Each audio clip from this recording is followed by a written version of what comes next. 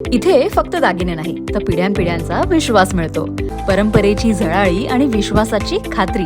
Kailas अडगावकर jewellers, Datta मंदिर bus stop, Nashik road. Nashik शहरात अवैध अग्निशस्त्रांची तस्करी करणाऱ्यांविरोधात पोलिसांनी मोठी मोहीम उघडली आहे. नाशिक रोड गुन्हे शोध पथकाने सिन्नरपाटा परिसरात सापळा रचून गावठी कट्टा आणि 2 जिवंत काडतुसे यांच्यासह एका कुख्यात गुन्हेगाराला सिनेमॅटिक स्टाईलने पाठलाग करून बेड्या ठोकल्या आहे. भारत उर्फ सोनू मनोहर चावरे असे या अटक करण्यात आलेल्या संशयित आरोपीचं नाव आहे. तो अहिल्यानगरमधील श्रीरामपूर पोलीस ठाण्यात गुन्ह्यात फरार होता. नाशिक रोड पोलीस ठाण्यातील कर्मचारी समाधान वाजे आणि दीपक दिवटे यांना सिन्नरपाटा परिसरात एक इसम गावठी कट्टा विक्रीसाठी येणार असल्याची गुप्त माहिती मिळाली होती आणि या माहितीच्या आधारे गुन्हे शोध पथकाने तात्काळ घटनास्थळी धाव घेत साध्या विषयात सापळा रचला. सिन्नरपाटा परिसरात एक संशयित व्यक्ती संशयास्पद हालचाली करताना पोलिसांच्या नजरेस पडली.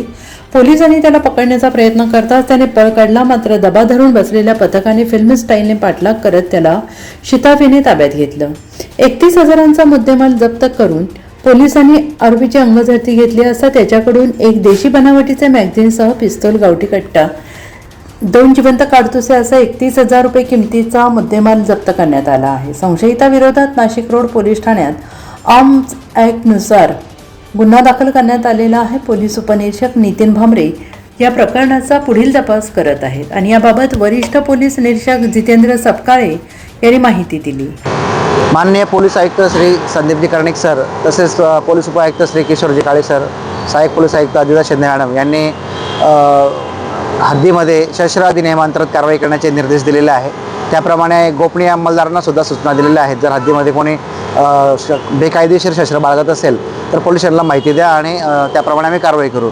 तर आमचे गुन्हे शोध पथकातील पोलीस शिपाई समाधान वाजे व दीपक दिवटे यांना गोपनीय बातमीदाराद्वारे माहिती मिळाली की एक इसम सिन्नरपाटा या ठिकाणी त्याच्या ताब्यामध्ये गावठी कट्टा आणि 2 काडतूस विक्री करण्याच्या उद्देशाने येणार आहे अशी माहिती मिळाली. त्यांनी मला कळवली. मला कळवल्यानंतर संपूर्ण जे पथक आहे, पोलीस हवालदार नितीन भामरे, पोलीस हवालदार विशाल कुवर, नाना पानसरे, समाधान वाजे, अजय देशमुख, दीपक दिवटे यांनी सिन्नरपाटा या ठिकाणी ट्रॅप लावला साध्या विषयामध्ये आणि त्या ठिकाणी एक इसम, त्याचं नाव आहे भारत उर्फ सोनू मनोहर चावरे, वय 34 वर्षे, राहणार नंदावरनगर, मुक्काम पिंपळगाव, पोस्ट लासलगाव, याला ताब्यात घेतला आणि त्याची अंगझडतीमध्ये त्यांना एक गावठी कट्टा आणि 2 जिवंत काडतूस मिळून आले.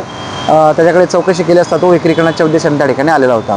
तरी त्याची तपासामध्ये पोलीस कस्टडी घेतलेली आहे आणि त्याच्याकडे तो कोणाला विक्री करणार होता या संदर्भात आपण तपास करीत आहोत. सदरचा जो आरोपी आहे सदरचा आरोपी हा रेकॉर्डरचा गुन्हेगार आहे. त्याने श्रीरामपूर आणि नगर या भागामध्ये त्याच्यावर अनेक गुन्हे दाखल आहेत. तरी तो श्रीरामपूरच्या 485/25 BNS 118-2 या गुन्ह्यामध्ये तो आज फरार आहे. तर आपण संबंधित पोलिसांना कळवलेलं आहे. ते पण त्याला ताब्यात घेणार आहेत.